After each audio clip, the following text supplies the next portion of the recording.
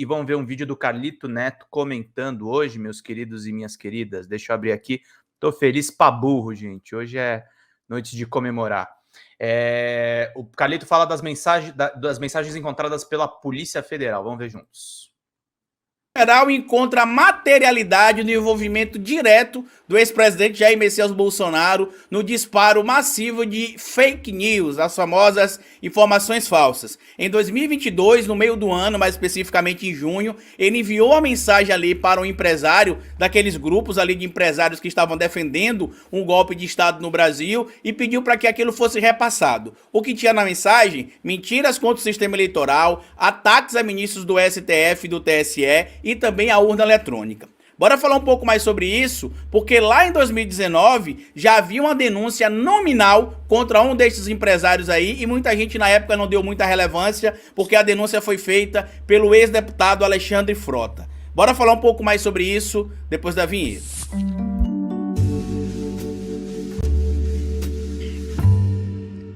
Pois bem, meu povo, antes de seguir esse vídeo eu queria pedir a você que deixasse like no começo do vídeo, porque se deixar lá pro final você esquece. E queria pedir a você também, se puder colaborar com o nosso trabalho, que seja membro do canal, apoiador. É a maneira que você tem de manter o nosso canal existindo aqui de forma independente. E se puder colaborar de outra maneira com o nosso trabalho, além de ser membro do canal e apoiador, eu peço a vocês que colaborem também com o nosso Pix. Pix do canal é esse que está aparecendo aí na tela. E você pode colaborar se quiser, quando quiser e se puder. Hoje eu quero falar com vocês sobre o material que a Daniela Lima trouxe no blog dela, falando que a Polícia Federal encontrou ordens de Bolsonaro para disparo de fake news. A Polícia Federal encontrou naquele inquérito ali que estava apurando as mensagens em grupo de WhatsApp com empresários defendendo o golpe de Estado e defendendo uma ditadura militar no Brasil. O ministro Alexandre de Moraes decidiu que alguns deles estavam agindo ali, apesar de forma absurda, mas dentro da liberdade de expressão. Então aí já derruba a narrativa deles de que o Xandão quer perseguir todo mundo. Só que dois empresários continuarão sendo investigados. Entre eles, o Luciano Heng, o famoso velho da van,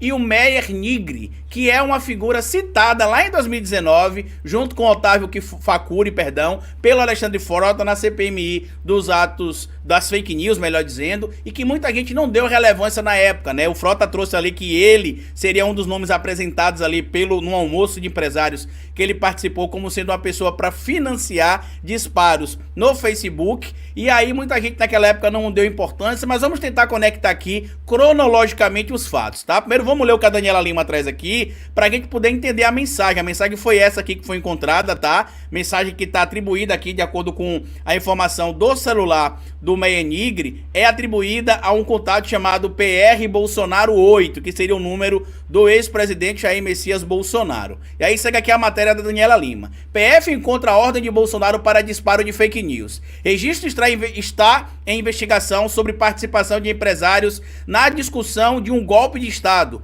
caso Lula vencesse as eleições. A investigação que mirava a suposta pregação de um golpe de Estado por parte de alguns dos empresários mais conhecidos do país acabou esbarrando com um exemplo cristalino da atuação do próprio ex-presidente Jair Bolsonaro no disparo de desinformação e ataque às instituições. A apuração começou em 2022, depois que o portal Metrópolis revelou conversas pró-golpe em caso de vitória do presidente Lula, que naquela época era ex-presidente, né? Do presidente Luiz Inácio Lula da Silva, e um grupo frequentado por alguns empresários renomados do nosso país. O ministro do Supremo Tribunal Federal, Alexandre de Moraes, autorizou a busca e apreensão de aparelhos telefônicos e outros itens de 8 desses indivíduos que foram investigados.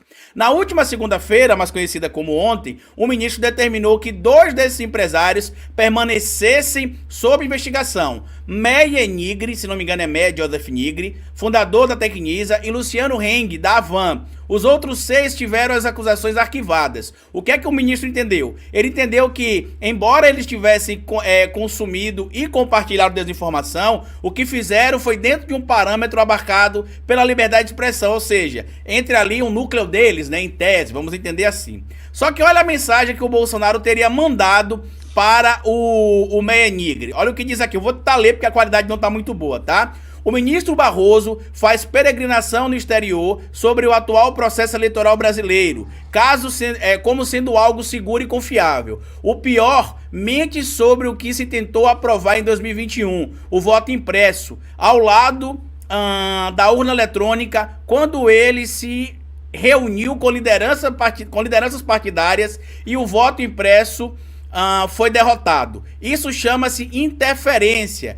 Todo esse desserviço à democracia dos 3 ministros do TSE e STF faz somente aumentar a desconfiança de fraudes preparadas por ocasião das eleições. O Datafolha infla os números de Lula para dar respaldo ao TSE por ocasião do anúncio do resultado eleitoral. Repasse ao máximo. Mensagem mandada aqui para o Meyer Nigri. E aí o Meyer Nigri fala: tá, repassei para vários grupos. Faz tempo que não nos falamos. Como é que você tá? Abraço de Veneza. E ele manda outro material aqui que deve ser também para disseminar outra fake news. Só que qual que é o ponto que eu quero trazer para vocês?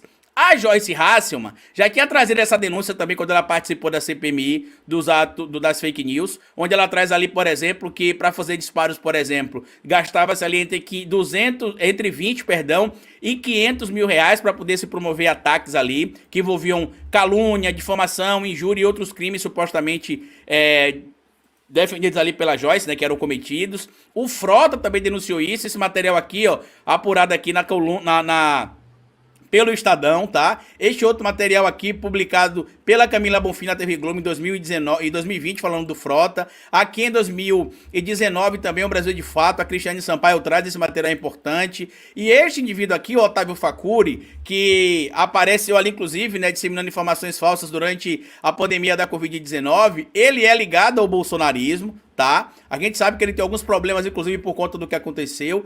E lá em 2019... olha o que o Frota falou aqui na CPMI das fake news, que muita gente na época não deu relevância, mas agora olha o que está acontecendo. Vamos ouvir juntos aqui, tá? O senhor que participou da campanha, o senhor tem conhecimento de algum empresário, o nome de algum empresário, de alguma empresa que tenha financiado estas equipes de fake news ou de disseminadores de notícias fraudulentas? Posso responder aqui? Pode. Esse é um almoço que eu participei após uma palestra com o Jair Bolsonaro. Ele fez uma palestra, eu levei ele a essa palestra, e nesse dia, nesse almoço, que está Eduardo Bolsonaro, Carlos Bolsonaro, Alexandre Frota e o então candidato a presidente. Na verdade, aqui, Alexandre Frota, Bolsonaro, Carlos Bolsonaro e Eduardo Bolsonaro, né? Presidente Jair Bolsonaro. Nesse dia, houve ali uma discussão entre o Carlos e o Flávio, entre o Carlos e o Bolsonaro, sobre impulsionamento de Facebook. Não falaram em Twitter, não falaram em Instagram, falaram em impulsionamento de Facebook. E a conversa continuou. A pergunta era: quem iria financiar? O Frota, eu conversei muito com o Frota na época da CPMI das fake news, ele foi uma fonte muito confiável. Legal, o Carlito tá recuperando essas histórias, porque tudo se conecta, gente. Essa campanha do Bolsonaro de 2018 e agora a gente tá falando de 22, é o parça do Pedrão, né? Vamos bater 50 likes, gente, pra gente comemorar lá a monetização do Drops também. Vamos lá, juntos. Poderia financiar. E aí surge o nome de um empresário chamado Otávio. Que hoje a gente sabe que seria ali em tese o Otávio Facuri, né, como a gente sabe. E o outro nome que ele vai falar que era o Meyer, que seria o Meyer Nigri. Aqui, ó. Eu não tenho o nome completo aqui. Nesse almoço surge o nome de um empresário chamado Otávio, surge o nome de um empresário chamado Meyer, e pela primeira... Meyer. Eu não sei, é Meyer que eu ouvi. Não... Pode repetir os três? Posso. Otávio... Não sei se é Facuri. É Otávio. Hoje a gente sabe que provavelmente era o Otávio Facuri, e o Meyer que foi citado seria em tese o Meyer Nigri também. Meyer. A conversa era sobre impulsionamento de Facebook, não era... Ou seja, traduzindo aqui de forma bem clara, o almoço ali onde estava presente o Alexandre Frota, o Bolsonaro, o Carlos Bolsonaro e Eduardo Bolsonaro, discutia ali quem iria financiar o disparo de informações falsas, de fake news em Facebook. E ali foi apresentado, segundo o Alexandre Frota, pelos irmãos Bolsonaro, né, o Carlos e o Flávio, o nome do, em tese, do Otávio, o Otávio Kfouri e o Meyer Nigri, que agora a gente vê aparecer A cores, gente. ali na troca de mensagens com o Jair Messias Bolsonaro. Outro ponto que a gente precisa lembrar aqui, ó, é que a loja recentemente lançada, isso aqui foi trazido da coluna do Anselmo Góes, mas é assinado pelo Luan Marinato, o Bolsonaro Story, aquele site ali que vende calendário, copo, fotografia e outras coisas do Bolsonaro, ele foi registrado, o endereço de e-mail, tá? O endereço do domínio, na verdade, está registrado no endereço de bolsonaro.nmnb@gmail.com, que seria Eduardo Nantes Bolsonaro. Carlito, como é que você sabe que seria Eduardo Nantes Bolsonaro e que esse e-mail seria atribuído ao Eduardo Bolsonaro? Porque lá em 2018 ele declarou esse e-mail como sendo um e-mail dele. E a gente sabe ali que, em tese, esse e-mail e outros foram atribuídos ali a e-mails disseminadores de informações falsas, também denunciados na CPMI das fake news por Alexandre Frota. Muita gente, inclusive, está perguntando qual que é o status hoje, né, da CPMI das fake news. Ela foi encerrada, a gente sabe que o que aconteceu também por conta da pandemia da Covid-19 acabou atrapalhando o andamento dela, mas agora, pouco tempo depois de alguns fatos terem acontecido, muitas informações começam a se confirmar. E o que é que isso muda em relação ao entorno do Bolsonaro? Isso muda porque ele passa a ser inserido diretamente como um possível orquestrador do que a gente chamou o tempo inteiro aqui na internet de gabinete do ódio. E aquele inquérito das fake news, que tem vários nomes envolvidos ali, agora se conecta com o Bolsonaro. Tem outro caso, inclusive, que eu já trouxe para vocês, que para mim é uma tese, né, supostamente, a utilização do Luciano Heng, supostamente, para lavar dinheiro do clã Bolsonaro. Eu já trouxe aqui a minha tese de onde é que eu acredito que isso deva ter acontecido, porque se vocês observarem as lojas Avans, ela não tem um preço baixo, os produtos, o preço é elevado, não tem movimento, aqui em Aracaju mesmo abriu, não tem movimento, em outros lugares que eu tenho contato com algumas pessoas que abriram no Brasil, não tem movimento, exceto em cidades que tem muito bolsonarista, que eles vão lá dar um abraço no velho da Havana, em tese, aí visitam lá as lojas. Mas, para mim, existe a possibilidade de o velho da Havana estar envolvido não só no financiamento desses disparos de fake news, como também possível lavagem de dinheiro do clã Bolsonaro através de orçamento secreto, através de outras coisas que a gente vai descobrir muito em breve. Mas eu queria que você comentasse aqui embaixo o que é que você acha disso, né, de tudo isso, essas informações que foram trazidas à época pelo Frota também. Na mesma época que o Frota divulgou alguns materiais, eu também trouxe outra informação que eu tinha de algumas quantias que vinha de fora do Brasil, algumas fontes que eu me passado ali na época, e muita gente questiona como é que eu lembro dessas coisas, né? Eu lembro dessas coisas, como eu lembrei, por exemplo, dos 10 mil reais ali como limite, 10 mil dólares, perdão, como limite para a saída do Brasil, né, da lei que entrou em vigor no dia 31 de dezembro, porque eu sou TDAH, né, tenho déficit de atenção, hiperatividade, tenho dislexia e dislalia. Então, uma coisa que eu acabei desenvolvendo é hiperfoco e memória fotográfica. Então, quando eu escuto alguma coisa que eu já ouvi falar em algum momento, na hora dispara aqui na minha cabeça, né, um arquivozinho, que eu falo, eu já ouvi falar isso com o Frota, com o João, com a Maria, e aí eu começo a procurar e encontrei esse trecho aí do Frota falando isso, inclusive tive de olhar ali, né, mais de 50 minutos, das mais de 5 horas,